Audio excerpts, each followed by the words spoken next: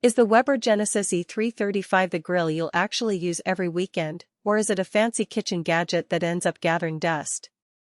Who should splurge on 3 main burners, a dedicated sear zone and a side burner, and who would be better off with a smaller, cheaper model? And, most importantly, does the price make sense for a typical backyard cook who just wants solid burgers and a decent steak? Link is in the description if you want to check the product details on Amazon. I've spent the last few months watching the same grill fire up for family barbecues, potluck parties, and even a couple of impromptu fish cookouts, so let's break down whether the Genesis E335 lives up to the hype or just adds another metal slab to the patio. First off, the biggest hesitation people have with a grill like this is the size and the price tag. At about 5 feet wide, it's not exactly a portable picnic companion, and the $1,300 plus price point can feel steep compared to the $500 $800 range you see on many other 3-burner propane units. That size means you need a decent amount of deck or patio space, and the extra footprint can feel intimidating if you're used to a compact tabletop model.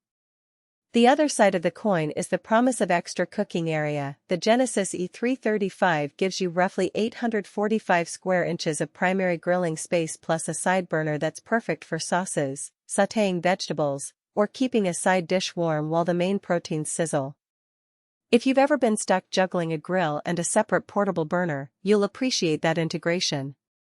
But if you mostly fire up a couple of hot dogs and a slab of ribs a month, the added surface might stay unused. Let's talk heat control, because that's where the PureBlu burners claim to shine. Weber's tapered burner design is intended to deliver more even flame distribution, and in practice it does feel smoother than the standard round burners you get on many entry-level grills. I found the low heat setting reliable for slow-cooking chicken thighs without flare-ups, while the high end of the range hits 650-700F fast enough to give a proper sear on a ribeye. The dedicated sear zone is essentially a section of the grill that concentrates the burner's output, letting you get that crust on a steak in a minute or two before moving it to a cooler part of the grill to finish cooking.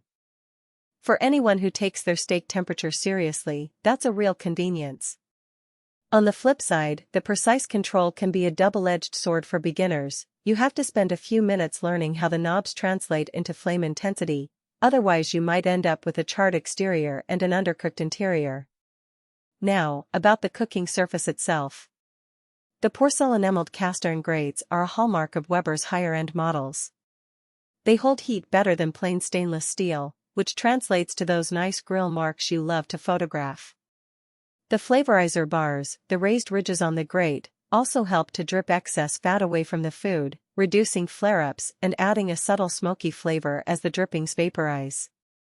In my own experience, when I grilled a batch of pork chops, the fat rendered away cleanly, and the chops didn't develop the bitter bite you sometimes get when fat ignites directly. The downside? Cast iron is heavier. Lifting a full rack of ribs off the grill can feel like moving a small suitcase, and cleaning requires a bit more elbow grease.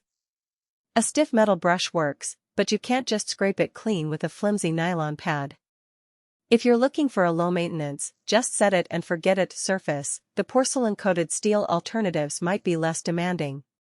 Grease management is another practical aspect worth noting. Weber's built-in grease tray slides out easily and catches drippings before they can cause a flare-up under the burners. Over several weeks of use, I emptied the tray about once a week, and the amount of oil collected was surprisingly modest given the amount of meat I cooked.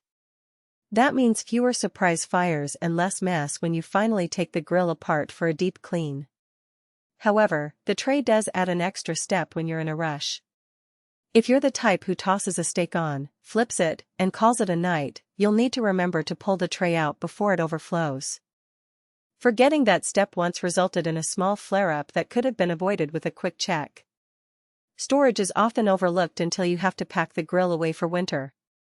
The Genesis E335 includes a lockable storage locker beneath the cooking area, perfect for keeping the propane tank regulator, a set of tools, and a few bottles of sauce out of the elements. I've kept my spatula, tongs, and a spare propane hose in there for months without any rust or mold. The only gripe is that the locker space is fixed, you can't expand it, so if you're hoping to stash a large cutting board or a portable cooler, you'll need to look elsewhere. So, who should definitely consider?